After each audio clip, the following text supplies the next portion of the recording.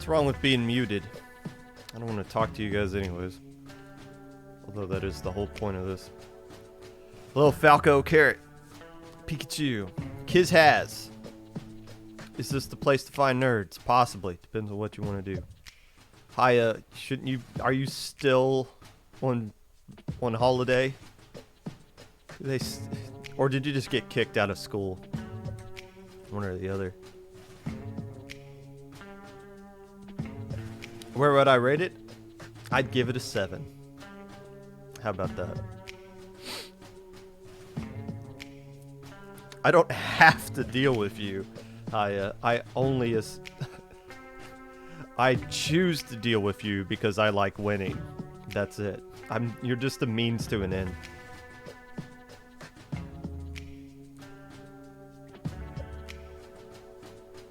EST thinks the chair is peak content. Fair enough.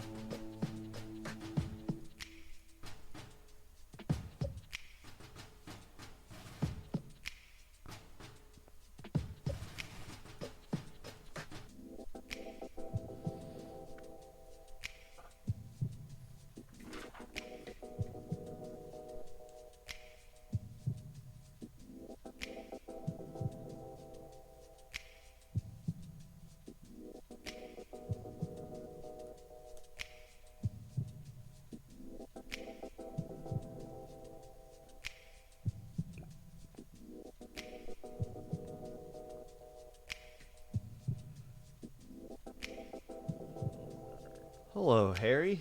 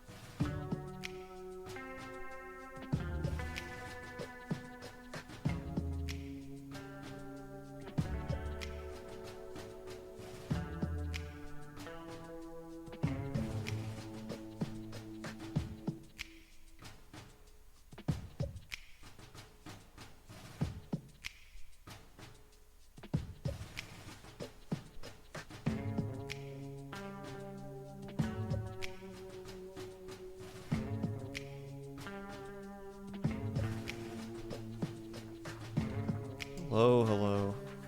You'll take the 7? Good, because that's what I'm giving you. Doesn't matter if you take it or not. That's what you're gonna get.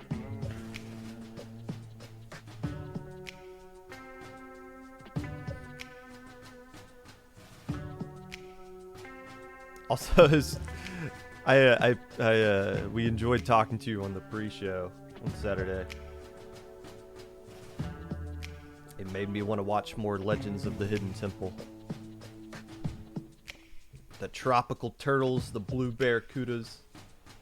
That wasn't the silver monkeys. That was the shrine of the silver monkey.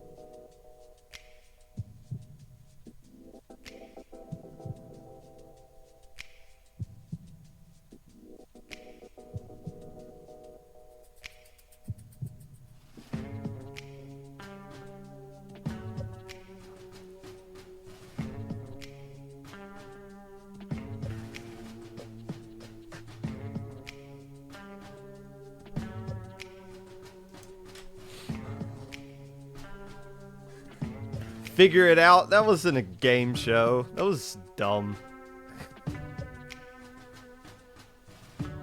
What's your special talent? I can do a backflip while burping.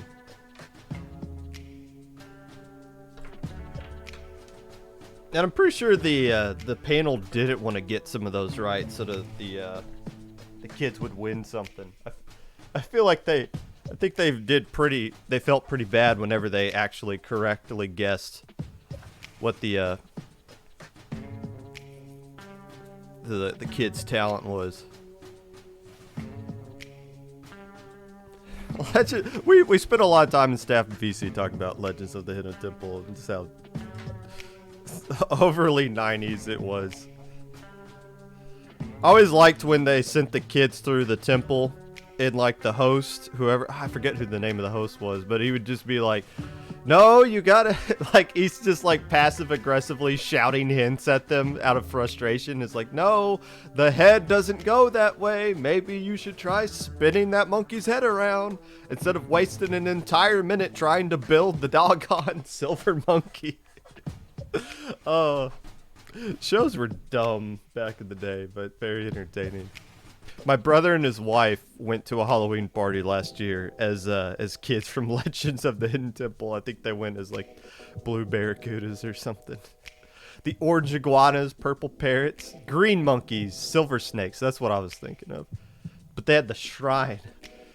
Did they get beat up? Yeah, they always got kidnapped by like temple guards or something. I was always kind of spooked out by that. Unless they had a money they would give them. That's a crazy show.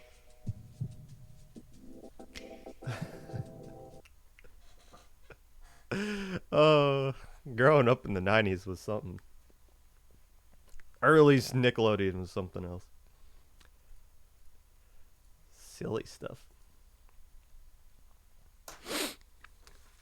Hello, friends, and welcome back to the Popcast. Whenever you're listening to this, whether it be live or VOD, Twitch or YouTube, or Spotify. While you're answering questions in Help Desk, even though you are not a staff member, trying to pronounce the German word for squirrel, asking why you can't check in for day 2 during round 1 of Swiss on Saturday. Whatever it is that you're doing right now, I appreciate you taking the time out of your day to listen to this. Unless I don't. Special shout out to everyone who filled out a NCAA bracket. I did not do that because I've never been satisfied or pleased with my bracket after I filled it out. I've always been terribly disappointed. And if I did, I would have had Kentucky winning the whole thing because I am a Kentucky fan. And it seemed like a popular pick amongst several people. And, of course, they lose in round 1 to some school I'm pretty sure didn't exist until last week. I've never heard of that school. And I'm not. But, hey, if you had Kentucky losing in round 1, congratulations. You're like one of the maybe negative 1% of people whose brackets are still perfect. News of tournaments that may be of interest to the casual listener of the podcast. Minnow Cup's coming back. April the 9th. We're going to have a Minnow Cup not be bi-monthly anymore. It seems like it's back to being a monthly tournament. Yes, that's what we need. That is awesome. I never liked that it became a bi-monthly thing, but then again, I don't staff it, so it's not my decision to make. I know staffing tournaments is time-consuming. But the fact that we get one back-to-back months, it's good to see this tournament come back. And it's the first time MIT is going to be running a tournament. If you recall, Deep Sea Solutions combined with MIT. So now MIT is going to be hosting a tournament that's not a Launch Point Draft Cup. So we'll see. We'll see what MIT brings to the table for this upcoming Minnow Cup. I believe it is Splat Zones this time around. Unless it's not. LSL Little Squid League 20 has not been announced yet, but they do have the post of just Little Squid League 20 being there, so it's posted. There is a hint of a Little Squid League 20. I think they were supposed to have a Turf War ladder at some point, but obviously they canceled it because Nintendo said, "Nah, we're going to do that instead." So not sure what Little Squid League 20 is going to be or when it's going to be announced, but obviously we will cover it here on the Popcast as we traditionally do. Because we stand some Little Squid League around here. Today, we're going to be recapping Low Inc., all the interesting storylines from Swiss, Gamma, Beta, Alpha, the whole kit and caboodle, everything in between. And all you annoying kids in help desk and all the people that weren't annoying in help desk. We're talking about all of that stuff, at least for another hour or so. But first, and as a new trend I'm trying to start here, since my main criticism has always been, you don't pay attention to your chat. Well, whenever I do pay attention to the chat, I always regret it. But if you want to leave a message that you want me to actually acknowledge, highlight it. Use the highlight feature. Actually spend your channel points on something. If you leave a highlighted message, I will go back at the end of whatever segment I'm on, and I will acknowledge it. And if it's a question, I'll try to answer it. And if it's something dumb, I'll delete you from this channel forever.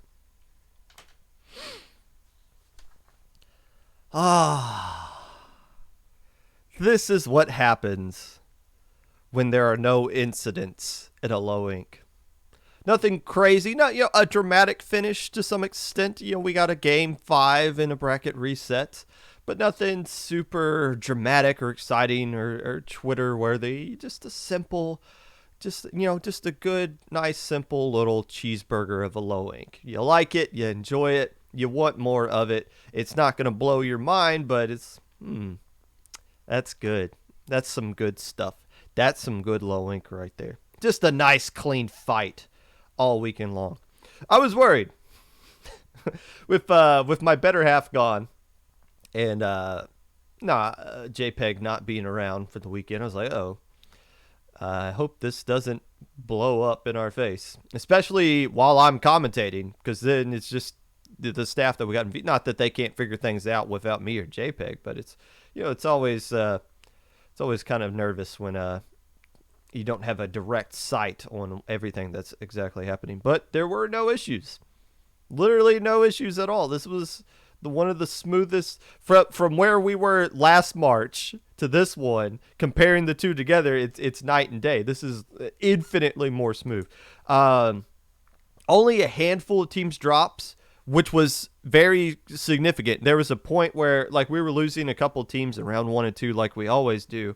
And I was just like, all right, if we hold on to the teams we got now, we'll be able to have a gamma bracket. But if we keep dropping at the rate we usually drop at a lowing, I don't think we're going to be able to have the numbers to justify having a gamma bracket. And it didn't happen. Nobody really dropped. I think only one team dropped after round 2. So we were able to hold on to a solid number of teams to where gamma bracket made sense, where we had to do a gamma bracket. And it was awesome, cool. That's wonderful. Help desk was quiet. There was over an hour in the middle of Swiss One tournament where nobody came to help desk at all. Nobody. And if somebody did come to help desk, it was just hey, what are the DC rules? And we reported a score wrong or in round 1 and 2, hey, our opponent's not showing up. That's it. That's it. That's easy. That's so easy. I think all of the I think the only match dispute we got was a team claiming they reported the score wrong, and when we got there, the score wasn't even reported wrong. It was reported correctly. So it's all right. You just hit the button just to double check. But no, you in fact did lose that match.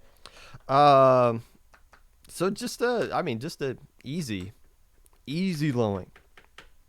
A lot of interesting storylines came out of this one, though, as they traditionally do. And the point of the podcast here is to tell stories, to explain in depth what happened in these tournaments that we all care about and love so deeply.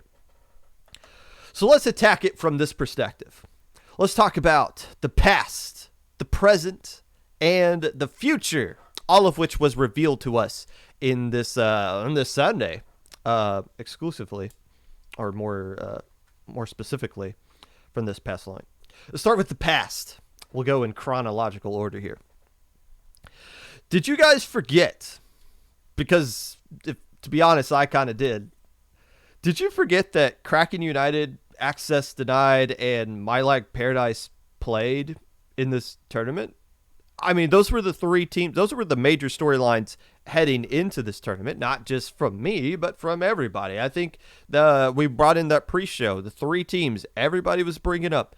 Access Denied, Cracky United, My Lag Paradise. One of those three was going to win it. And then I think Crack United and Access Denied were on stream once. And I even mentioned at time, it was a winners quarterfinals. I even mentioned in the chat at the time, I was like, this might be a grand finals preview right here. And then Crack United had that statement win, 3-0. I think kind of helped along with the fact that Access Denied counterpicked Splat Zone's Hotel and used a very similar comp that Shiver Me Feeders used last month. I don't know why teams keep picking Splat Zone's Hotel against Kraken United. I don't think Kraken United, I think they're 4-0 on stream on that map, especially when they play against a Rapid Blaster V-Jet or C-Jet comp with a K-Shot. It clearly doesn't work. So I don't know why that map keeps getting picked against Kraken United. Okay, I think that kind of led into, okay, you lose game one and then your counter pick in game two was shows you didn't really do homework, and then you're down 0-2 and seed of doubt game three, you're going to lose that kind of thing. But I still thought if they played in grand finals, it would still be a good set. But credit for Kraken United for that. But after that, it was gone. My Lag Paradise gone in round two? Access Denied won one more game and then ran into missile spam, I feel like, and got eliminated there.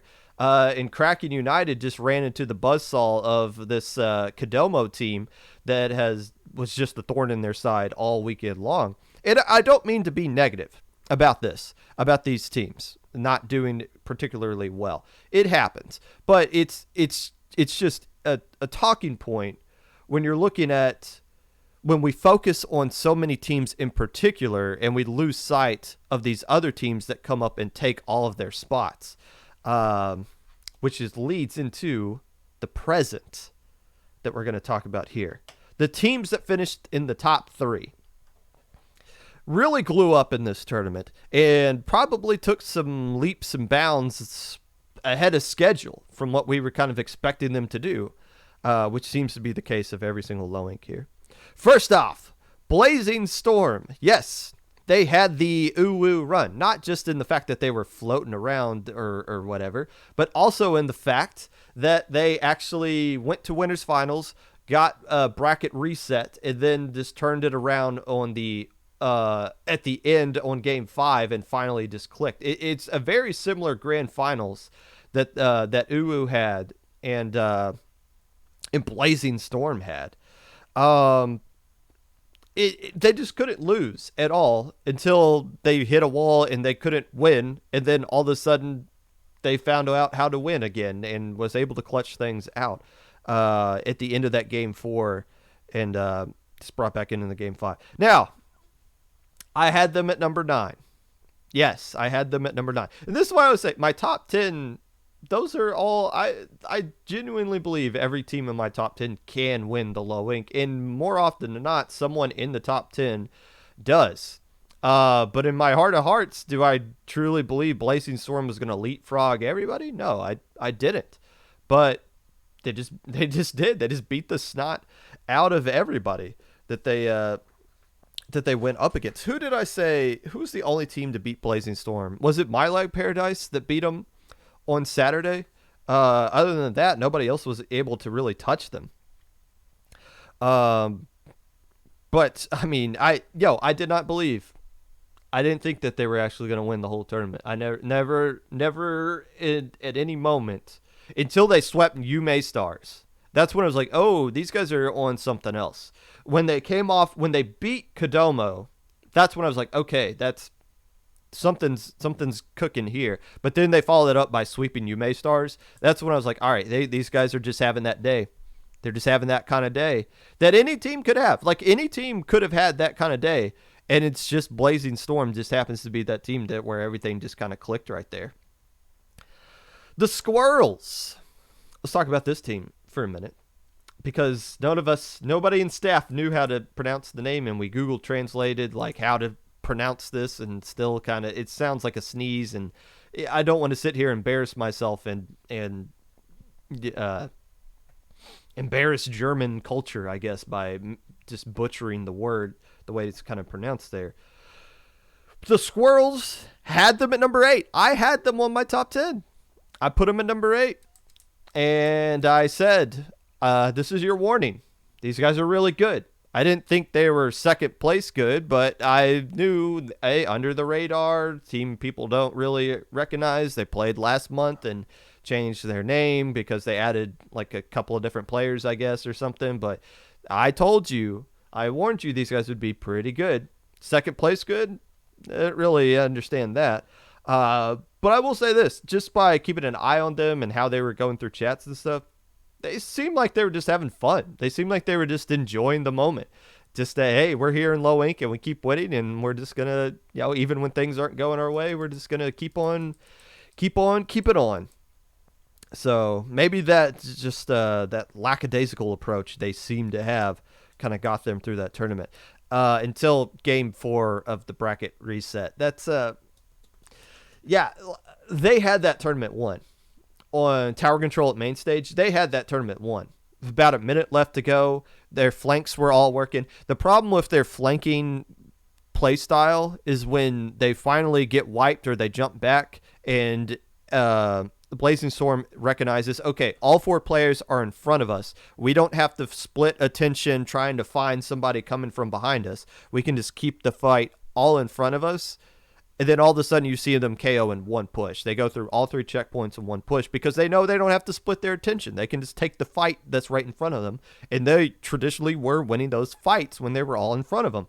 And when they won game 4 in that fashion of going 0 to 100 in one push without any hiccups along the way, and were able to steal back this tournament and keep it alive going, they were going to win game 5. They were straight up going to win game 5. It didn't matter. Yes, you should not counterpick Wahoo's zones against the team that has a Hydra player that is playing extremely well and would much prefer to play Hydra over that V-Jet. It was very obvious they wanted to do Hydra over the V-Jet.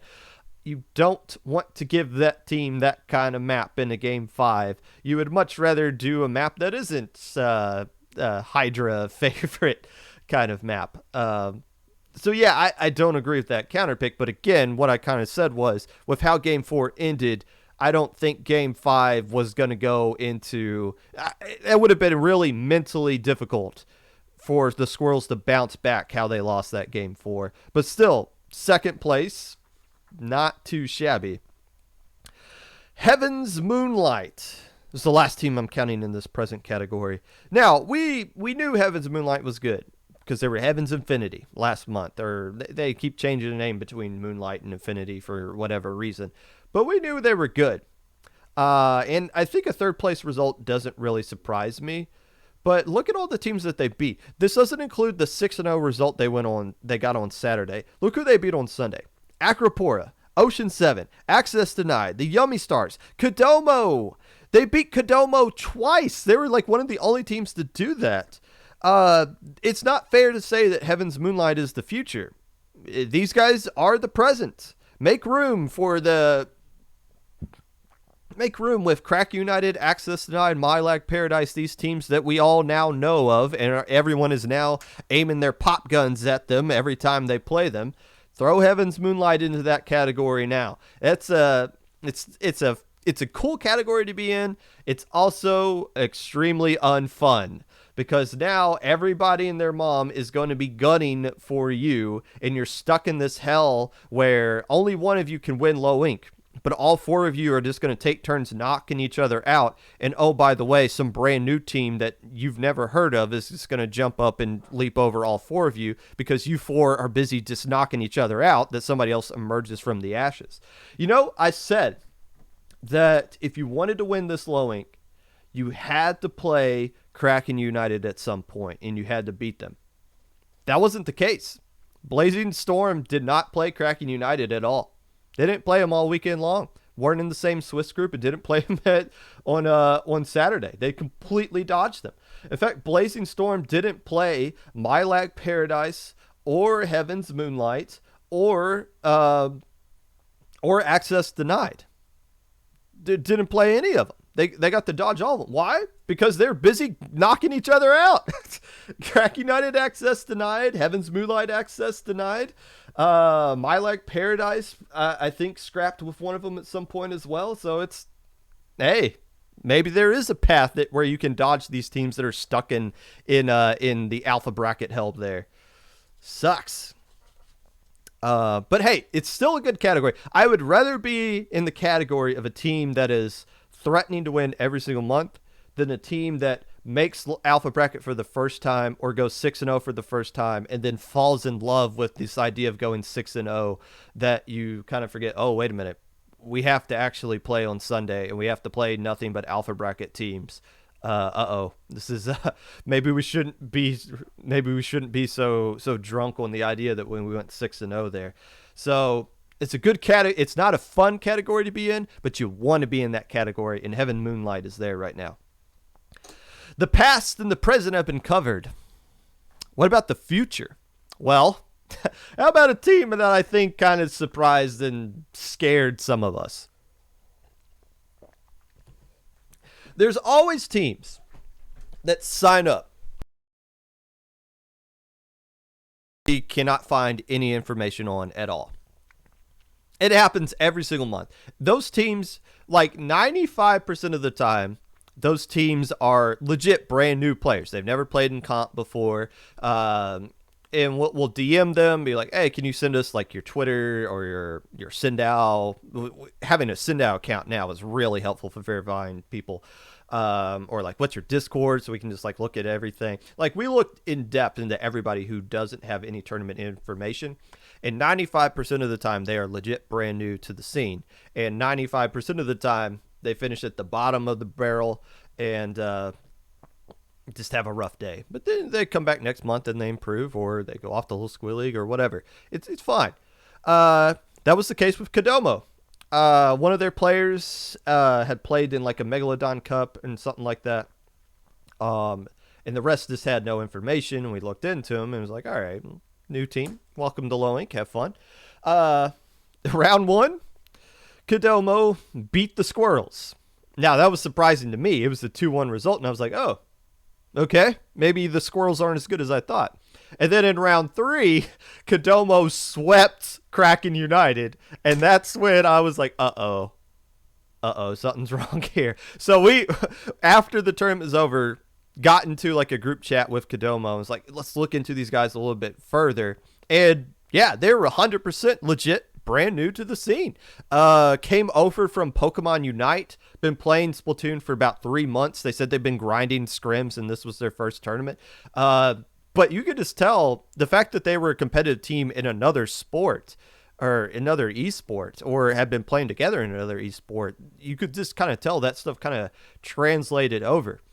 That makes sense, right? Like, we got a bunch of Splatoon players that transfer over to Valorant and are, you know, and they're not like DivX and Valorant or something like that, but they're still initially pretty good at the game. So there might be some like connection there of like understanding how esports work with team-wise, that you just play a different game, figure out how the game works mechanically, and you can just kind of make the adjustment there. But I can't think of another time where we had a team in their first tournament just come in and just make a statement right off the bat. Now, like Rising Matrix was the team last January that turned a lot of heads. But those guys, it was their first time playing in the tournament as Rising Matrix, but they weren't new to the scene. All those players had experience in the scene. These guys were brand new to the scene and just dropped all of our jaws with what they were doing there. These guys are the future. And again, when they played Heaven's Moonlight, it was obvious the difference there was just Heaven's Moonlight knew how to coordinate their specials way better than what Kodomo did. But like, this is why it sucks to be in that category that AD and KU and HM and MLP, My Like Paradise are in. Because as you're trying to win this tournament, somebody brand new can just come up out of nowhere and just say, nah, I'm going ahead of you guys. Kodomo beat Kraken United twice, swept them 2 times for a grand total of 5-0. They 5-0'd them. That's a Ludi set. That's a Ludi set that suggests that those 2 teams should not be in the same div. That was concerning. And maybe it's just the matchup issue because Heaven's Moonlight was able to beat them, Blazing Storm was able to beat them, but that was it. Nobody, like everybody else, really struggled against these guys. And it's interesting because you have no idea who they are. Before the tournament, you had no idea who they are. We had no idea who they are. But if you're in Group B, you're just going through this tournament. Group B is shaping up how you expect it to be. And then you talk to, hey, guys, friends in Group A, how was it? It was horrible. This monster haunted all of us. We had to play this team called Kodomo, and they just kept beating all of us left and right. It's like, uh-oh. I thought Kodomo was going to run. I was scared Kodomo was going to run away with it on yesterday. Not that I was rooting against them, but I was just like, okay, what am I going to talk about these guys when they come on stream? And they did get on stream, and we talked about them, and we did a good job with that. But these guys are the future. Depending on what they do between now and the next Low Inc., don't be surprised if they're the number 1 team. Like don't be surprised if we put them at number 1. And I don't think they care. I don't think they've been in the scene long enough to understand the lore in the curses that are in Low Inc. And 6-0 means you're gonna do this, and number 1 seed means you're gonna fall to this, and losing in round 1. I don't think they care because they don't know. They don't know any better. It's just show up and play. That's scary. Kodomo is gonna be a very scary team if they decide to show up next month. I mean, they might have everybody's attention now, but man, I said this on stream. If they figure out how to actually play competitive, I'm more interested. I don't care what they do in Low Inc. I want to see what they do in SIC next season. That's a scary thought. So there you go. Those are the major storylines. The past kind of struggled a little bit. The present obviously popped off, and the future is looking pretty good. I think we might be seeing a new class of alpha bracket teams. Normally, when we get a next Ludi, we see a brand new class of teams that come up from alpha bracket, and they just kind of sit around and dominate that scene for a little bit there. We might be seeing a changing of the guard, with the past, present, and future all being kind of interesting here from this alpha bracket. We'll talk more about alpha in a minute. We'll take a look at the weekly recap. First, we'll go through what stupid messages you guys have highlighted. Tofu says, classic pop blunder. Nobody likes you, Tofu. My Life Paradise. Yes, they did play us in round 5 of Swiss. Blazing Storm. I think we kind of pointed out that you guys were Blazing Storm's kryptonite at some point. Like, you didn't just beat them this weekend, but you beat them like last week too, or last month as well. Heaven's Moonlight. Feels nice to have the spotlight over us sometimes, but at the same time it sucks because now the target is on us and we have to live up to that expectation. Yeah, well, I mean, that's, part of me thinks like, does the Popcast, does the top 10 put unwanted pressure on other people? But then I'm like, no, wait a minute. If you make the noise, if you were going to be on a stream with 300 people watching it and you're going to do what you're going to do, everybody's going to see that. It's not just me pointing it out anymore. It's what everybody kind of sees. So yeah, I mean the target, but again, I think having the target on your back is much better. I think that's kind of a good thing. I think you want to be the team that has attention on you, and I don't think you want to be the team that gets forgotten. Or maybe I'm wrong. I guess it's personal preference there. But hey, if you beat your chest, people are going to notice. And Heaven's Moonlight definitely did that with the results they were getting there.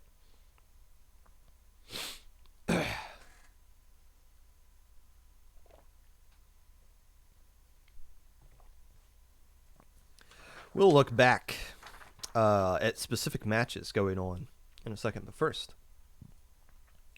it is time for the weekly recap.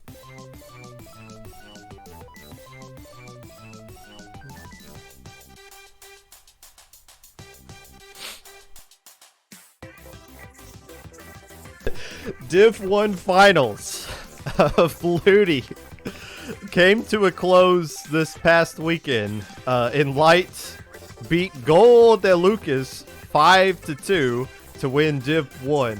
What in the good golly Miss Molly is going on here? Ludi's still a thing? How? How are you just now playing the finals of your tournament? It started back in November. What, this is a 5-month-long tournament? Does it take half a year to play Ludi? Apparently so. Div 9 final score got reported yesterday as well. The Teenage Mutant Ninja Turtles probably won the bracket for everyone. I bet everyone picked them to win Div 9 because you had no clue. They did it! The Turtles won Div 9, beating the team I can't pronounce because I don't think they're actually using letters in their name. Arisit or whatever. They beat them 5-2. How is this still a thing? Div 2 was going on forever. It just ended. The finals of Div 2 was a forfeit. Dreamscape just forfeited. I think they were just like, we can't find the time to play. We don't really care anymore. You guys just win all of Div 2. That is the softest Div 2 easy clap ever when your opponent just says, this is taking too long. You guys can just win. It doesn't mean anything anyways. I guess that's true. It doesn't mean anything, but yikes. And Div X, oh my goodness. I could do a segment on Div X. I'm not going to because the sources of stuff that I'm seeing about that is amazing. But Div X is still going on. And my goodness, it is an absolute dumpster fire. That's all I will say about that. How is this still a thing, guys? My goodness. SOS 62 saw Raccoon Soup warming up for the upcoming SAC finals go 4-2 to win it over the Micklin Heroes. Nobody won third place. Those teams just didn't play or something, or I don't know. And third place went to nobody there. Hammerhead went to Foot Power. Mako Bracket was a 3-way tie between the 3 teams that played in it. They all went 2-1 there, I guess, and got an extra win off of a bye. What in the world? It's kind of a scuffed SOS there, but good for Raccoon Soup, one of the teams that is going to be continuing to win the SAC finals using this tournament to just make sure they're staying sharp and brushing up on their skills. Heading into whenever the SAC finals is. I don't exactly know that date. Squid Junction number 20 saw 4 Beans survive a bracket reset from defending champions Foams. Foams made up of some members on Campfire, once again warming up for that SAC finals. And of course 4 Beans also playing in that SAC finals. Hey, all these mid-level teams keep playing in all these open invite tournaments and winning them or finishing near the top of them. Interesting there. The 2700s carry, a pickup team, finished in third place. 17 teams signed up for this in a open double elimination tournament that has been going on for 20 tournaments now. Pretty impressive there, Squid Junction. Keep going. We love to see it. The 5 Night at Falco's tournament, a Friday Night Frenzy. Cake went 3-0 over Crab Rave. Macaharia went 3-0 over Prism. Marine Melody 2-1 over Rolling Squids. And the Squid Killers 3-0 over Cat Burglars. Not crazy convinced the double bamboo comp is something Squid Killers is trying to actually do. But hey, they won with it on Rainmaker at Walleye Warehouse. Hey, all these teams can play their matches. Why can't teams in Ludi do it? How can Friday Night Frenzy get all their matches in on time every single Friday and Ludi can't? And that was your weekly recap. Sponsored by JPEG's Low Ink website. If you're not familiar with JPEG's website, he released, been working on it for about a month now, and created this website that lists the Low Ink Hall of Fame. Announced yesterday that the Hall of Fame, you can now click on certain tournaments and see the entire results, top to bottom, of all of them. Of all of them. This, I did not know he was working to add that, and I'll post it in chat right here. But this makes my job of doing research for the podcast infinitely easier. Now I don't even have to go through Battlefy and individually click on each tournament. No, I can just go on this site and just look through all of this stuff instantly. That is some good stuff right there. JPEG's awesome, dude. Official sponsor of this episode of the Weekly Recap.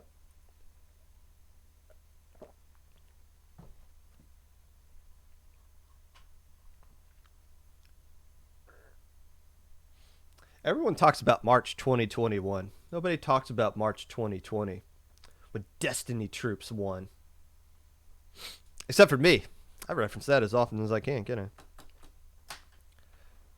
Matches of note from Saturday. And then we'll talk about my winners from Saturday. And then we'll talk about Alpha, Gamma, and Beta. And then I guess I go to work. That sucks. Plus it doesn't.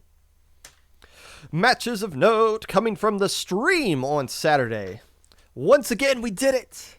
2 months in a row. Every match that was on stream finished 2-1. Now, not every match went into game 3 tied 1-1. There was a couple that were 2-0, but still, every single match was 2-1. Hey, Low Ink is competitive. There's a lot of parity here. A lot of parity in these Low Inks. Finding 2-1 matchups aren't incredibly difficult. I mean, you have no control over it, and it could be, you can put anybody. Some of these I literally just guessed and like, I don't know. Like round 1 is the worst because round 1, there's very few matches that go 2-1 because it's kind of scripted to be mostly 3-0s unless there's some sort of upset somewhere along the line. But so round 1, I took a guess. I said, let's just put Squid Killers and J Croutons on. And somehow J Croutons was able to take a game away from Squid Killers. Squid Killers won this one 2-1. A surprising game 1 win for J Croutons, who I believe we'll talk about a little bit later. But a good bounce back for the Squid Killers, who probably were just like, you know what? Let's just make it interesting for the folks on stream. Appreciate you, Squid Killers. And the good thing about being on stream, you don't host. The streamer hosts. Boston Squid Party got a 2-1 win over Cosmic Court in round 2. Now, the Boston Squid Party won the hearts of everyone by having this adorable team profile picture of like a squid in a teacup. I think everybody said they had the best one there. But they won the soul of that match in game 2 when they lost game 1, where Caleb on Tetras just said, you know what? It's Low Ink. Tetras are kind of a staple weapon to use here. And Caleb on Tetras, whoever that person is, we got to introduce to you on stream. Pretty cracked there. Pretty clutch, too, in game 2. Inker Swim got a 2-1 win over AIM for the knees. This one was over after game 2. And Inker Swim said, you know what? Let's keep the streak alive. Let's let AIM for the knees win that game 3. Inker Swim able to, they said, despite me cursing them, they ended up back in beta bracket. So we'll talk about them when we get to beta bracket, obviously. Oh, crap. Les Strong Skurs got a 2-1 win over Glitter Gel Pins. I believe another German team. The Glitter Gel Pins were busting out Octobrush and a Flingsa at some points, going with the more traditional Low Ink jank comps that we're kind of used to seeing, and not what we saw on stream for Alpha Bracket, which was nothing but shooters. A little bit more meta than what we're kind of used to seeing there. Glitter Gel Pins, despite going off meta, not able to win this one. A nice hold by the German team in Game 3 of Tower Control. To close that one out there. On Piranha Pit, I believe. GG, wasn't it? Got a 2-1 win over Essence.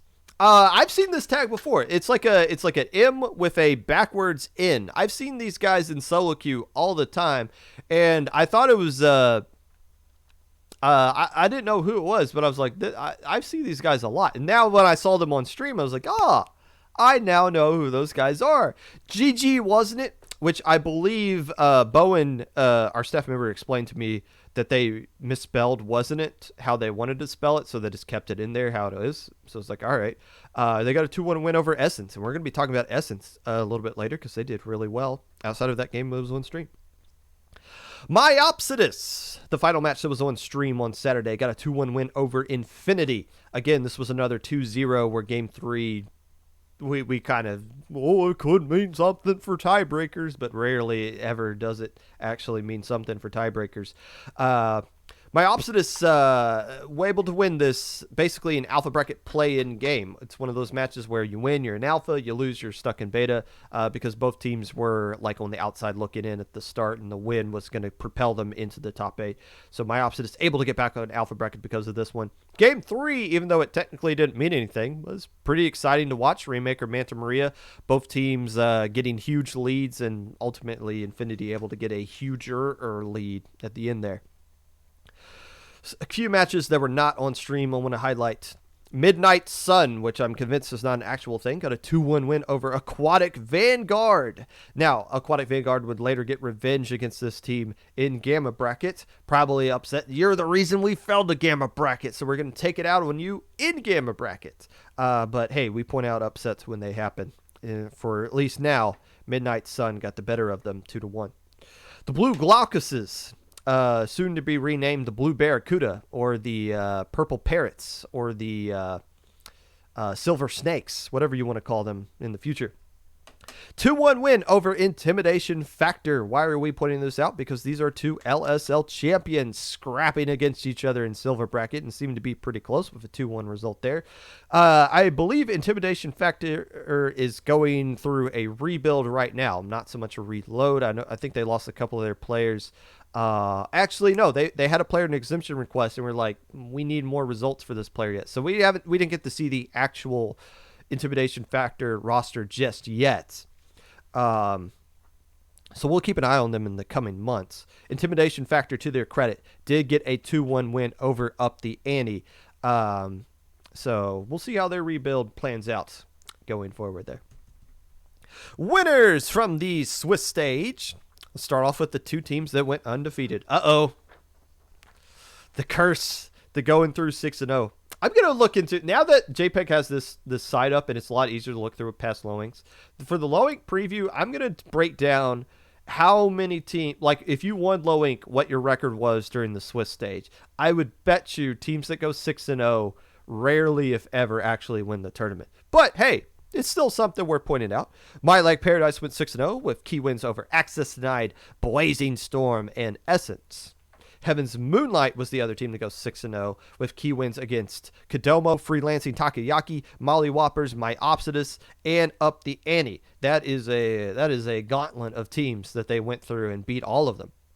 Nice work, Heaven's Moonlight. And My Like Paradise as well, living up to the hype for Saturday, at least. The teams with the highest opponent win percentage, it's a tie between Kodomo and Access Denied, both of which went 5-1. Kodomo got wins over Freelancing Takoyaki, Kraken United, the Squirrels, and the Yummy Stars. Access Denied got key wins over Acropora, Sleeping Accommodation, Blue Moon, and Ocean 7. So there you go. Those teams know how to take care of business. The Access Denied, in particular, has been playing a lot of Swiss stages. It's good to see his team show up and take care of business the way they're supposed to, and take a loss. Hey, maybe going 5-1's the key. You want to take one loss to humble yourself, but you want to get those 5 other wins so you're in alpha bracket without having to rely on a tiebreaker. Other teams that are worth noting here. The Blue Glaucuses. 4-2 with key wins over OK Woomer, Intimidation Factor, and the Glitter Gel Pins. All eyes on any team that wins the most recent Little Squid League tournament, which was these guys. Didn't make alpha bracket, but did make beta, even though they went 4-2. Opponent win percentage not yet strong enough to get up there, but they did make beta bracket. Considering they won Gamma last time, I'm sure they're pretty happy that they didn't go back into Gamma bracket. The Boston Squid Party. We pointed out their adorable little logo. Hey, they also had a little bit of a glow up here. They went 1-5 last tournament. This time around, they went 3-3. Key wins over Cosmic Court, Sunset, and OK Woomer. A very significant win there, bumping them up to beta bracket. I think because the team dropped, and I don't think they were particularly happy that they went up to beta bracket. But sorry, somebody has to go up there. It's not really up for debate. Would have been cool to see what they do in Gamma bracket, but that doesn't diminish the fact that they had a nice glow up here. Let's see what they do next month, too. Keep grinding, Boston Squid Party. Keep using those Tetras, too. Acropora went 4-2 with key wins over +1 anything but support, Inked, and the Mafia, placing them into Alpha bracket, which is a spot that they belong and they should be in every single month that they play.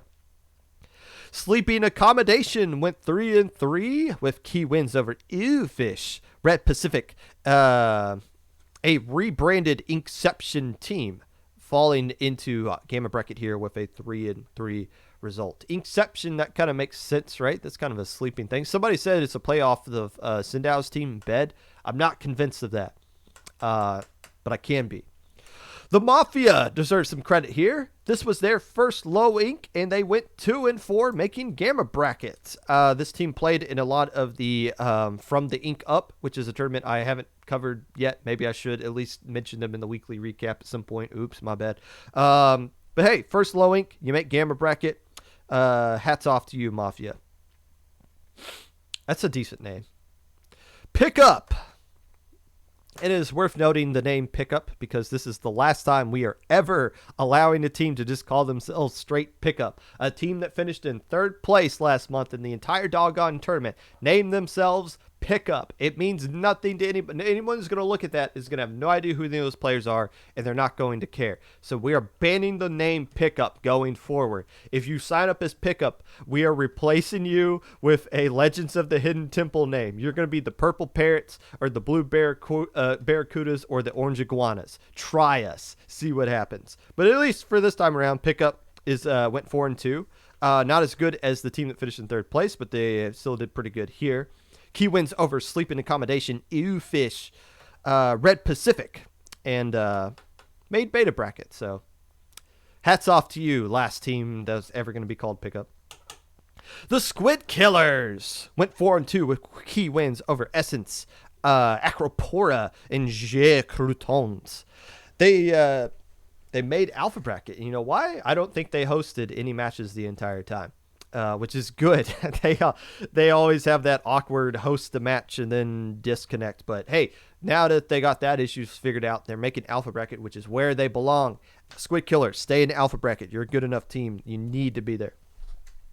Ink in the System went 3-3 after going 2-2 last month before dropping key wins over Inkerswim, Midnight Sun, and Acropora, finding their way into beta brackets. So we're going to be talking about them a little bit later as well.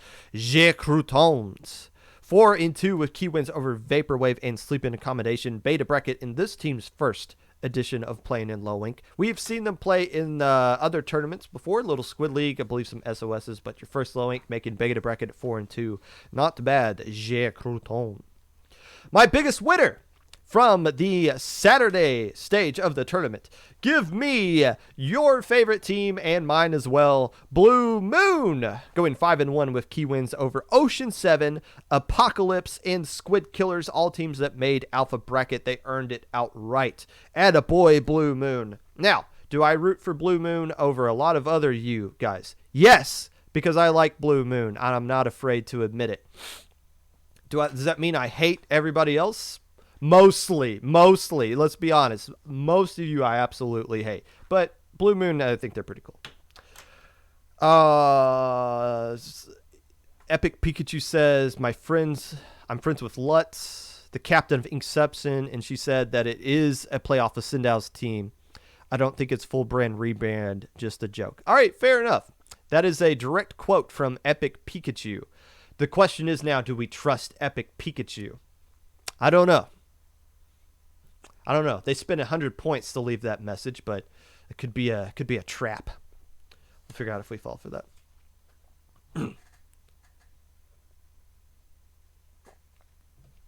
Let's take a look at the brackets. Starting with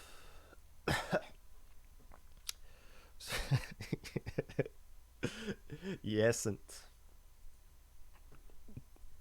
Fair enough. Gamma brackets.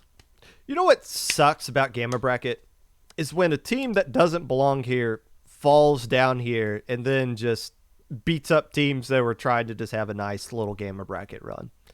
We see it happen time and time again. The Yummy Stars making a trip through here. I think Uwu made a trip through here once back in their runs. And now I felt so bad for everyone who had to play Aquatic Vanguard. I was like, this isn't fair. They smoked everybody. Now, the other team that doesn't belong to be here obviously is OK Wimmer, who has made Alpha Bracket in the past, but they've been floating around. They've been having some wild Saturdays, but they're really strong here as well. Some winners that I want to point out here is the team that did beat OK Wimmer, Midnight Sun, who also beat Dive, a traditional beta bracket regular in Dive. They beat them in round 1, beat OK Wimmer, and then run into a probably a pissed off Aquatic Vanguard who said, well, the only reason we're in Gamma bracket is because you guys beat us, so now we're going to take revenge on you, beating them 3-1 before Miku Gaming was able to knock them out. But still, Midnight Sun, this is a good run through Gamma bracket for them. Miku Gaming deserves a little pat on the back here, beating Aim for the Knees 2-1 before barely losing to Glitter Plans. They took care of Pufferfish Party. This German team name, take a guess at how that's pronounced. Leistungskers beat Midnight Sun as well before losing to OK Wimmer. Not bad for this pickup team that had my wife on it. There again, I talked about my wife's team 2 episodes in a row. Don't come at me like that, you losers. Glitter Gel Pens deserves a little pat on the back as well here. Beating the Mafia, beating Miku Gaming, Sleeping Accommodation, getting the better end of Sleeping Accommodation, and then falling to third place to OK Wimmer, losing to this Aquatic Vanguard as well. Glitter Gel Pens. I hate your team name, but I respect what you did in this tournament. Congratulations on third place in Gamma. Aquatic Vanguard, OK Wimmer. I mean, this would be a good, honestly, if this was like a beta bracket final or like a quarterfinal of winners bracket and alpha bracket, this would be a good set. I don't want to see these two teams playing here. But regardless of the context of what bracket they're playing in, this is a good set for these two teams. Obviously, first bracket went into a Game 5, forced a bracket reset where Aquatic Vanguard took care of business in Game 4 to seal it out here. Do either of these teams care? I don't know. But hey, just getting wins on Sunday is significant, even if it's against teams you should be 3-0ing and beating here. And OK Wimmer having to make their run through losers bracket after getting upset by Midnight Sun, just kind of beating up on these poor innocent teams here. But I want to see these teams make alpha bracket next time around. I'm glad they played in Gamma bracket. It's a good experience for a lot of these teams to play against some alpha teams here. But get out of here. Get out of here. Go back to alpha. Beta bracket.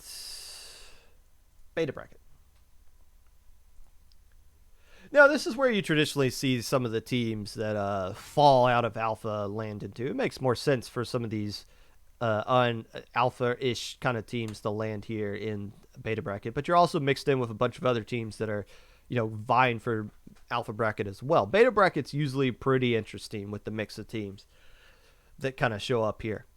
The one thing I want to point out before we get to the winners here, Inker Swim, this is their second straight time making it into beta bracket. I think they tweeted out that they were worried I was going to curse them by pointing out that they made beta and said they should do it again. They did it again, and they're rewarded by playing up the ante in round 1, which, to their credit, they did take to a Game 3.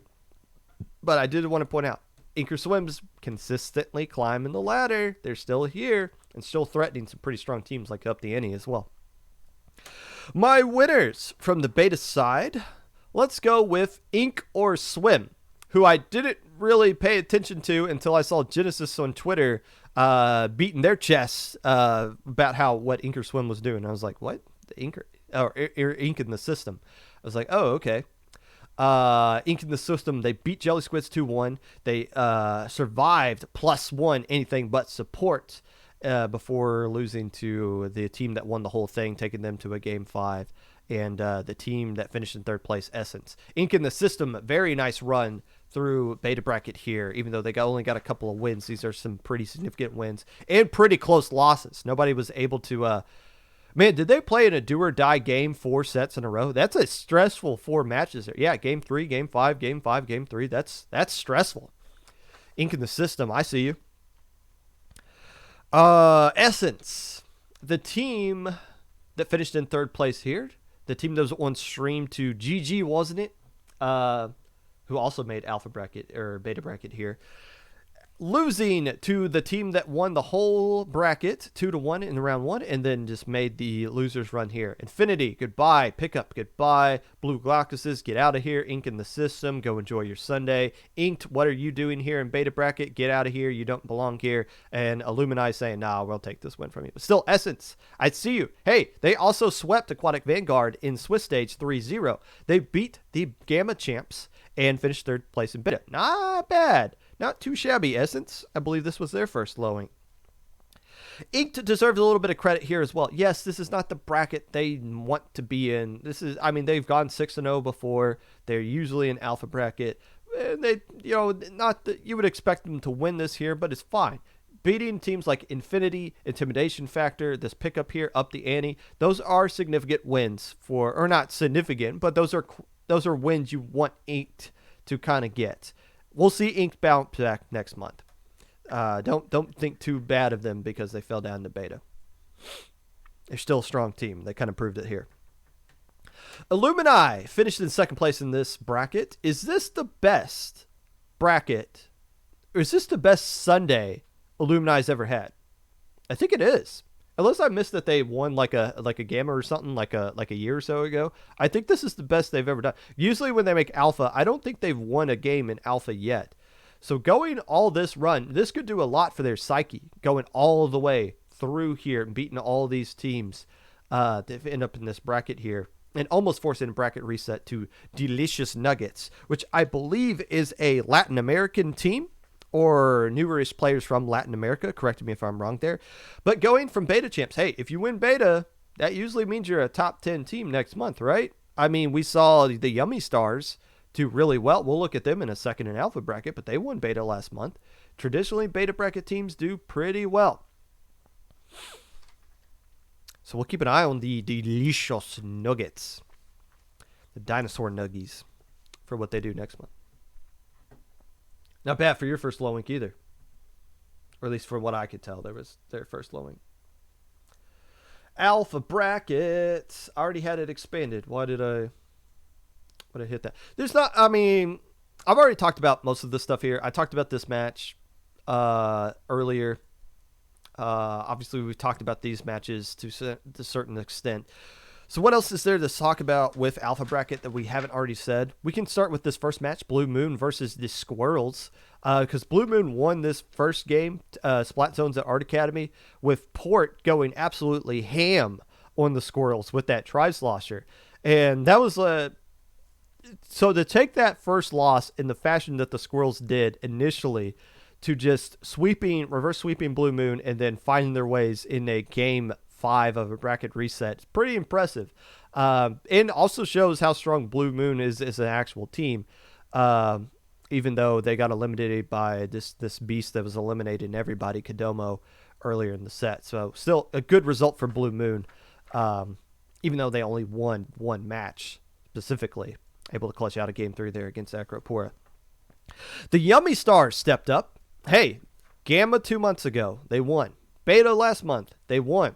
There was some points where it was looking like, okay, when they beat My Lag Paradise, maybe they'll do the low ink Grand Slam. They'll win all 3 brackets in consecutive order in the same month. And then they ran into Blazing Storm and said, nah, it's not your time yet. But still, the Yummy Stars deserve some credit here as well. Taking Heaven's Moonlight to a game 3. And before they beat My Lag Paradise, sweeping the Molly, getting a 2-1 win over Squid Killers. So Yummy Stars, a good step in the right direction for them as well. Stay in alpha bracket. Quit dropping down to some other brackets that you don't need to be in. Apocalypse deserves a little pat on the back as well. Where are they? They lost to Crack United early. And then got a couple of wins here, knocking off My Obsidus, who made a return trip to Alpha Bracket, and then eliminating not your, but My Lag Paradise 2-0 here before getting Kodomo'd. Kodomo'd, is that a term now? It should be, honestly, because a lot of people got Kodomo'd.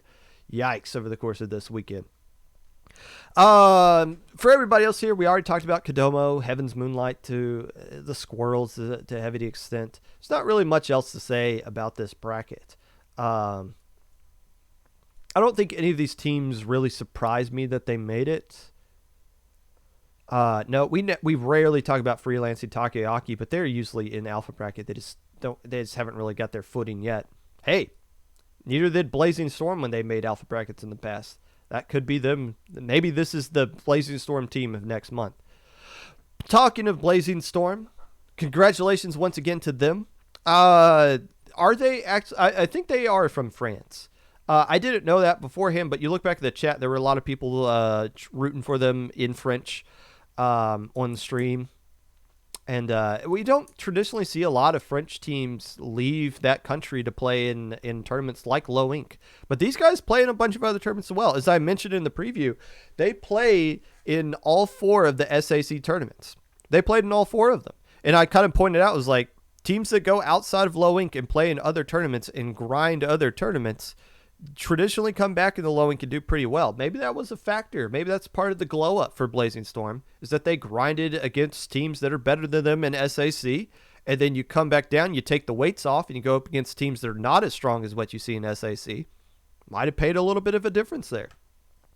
I'm really excited. This is why I'm glad the next SAC season hasn't been announced yet. But the idea is to have like 2 or 3 seasons a year. So that's why I'm excited. When the person who came in the help desk or suggestions was like, you guys should do more high inks. And it's like, oh my gosh, you want us to do more work? But if there's SACs coming back consistently, and we can see Uwu get back in there, we see Blazing Storm get back in there, we can see Shiver Me Feeders if they're still wanted to do a pickup for that or whatever. Like, we can see all these teams directly into the next SAC season immediately do stuff. And Blazing Storm played in all of them last season, so probably play in all of them next season. It's good to see these teams coming up and improving, and that we have something for them. Blazing Storm isn't just going to disappear into the night like we saw every team that won Low Inc last year. There's something for them now. So I'm excited to see Blazing Storm going forward in the future. And there you go. Another Low Inc in the books. It was nice. It was clean. It was crisp. No issues whatsoever. We got through it. And I'm glad JPEG is back. So the next one's going to be even better. If you'd like to be a part of the podcast in any way, give me some information about your team. Maybe you have a topic you think I should cover that I haven't covered before or recently. Feel free to reach out to my socials below. Twitter, Mr_Popgun. Discord, Popgun, #5882. YouTube at Popgun25. YouTube at 25 Popgun. Twitch at Popgun25. Anchor.fm /Popgun. Twitch. TikTok at Mr_Popgun. Shaq is streaming. Let's go read that. I don't know what we're going to talk about next week. I don't really care. We'll figure that out later. Until then, get vaccinated, stay safe, wear a mask, don't die.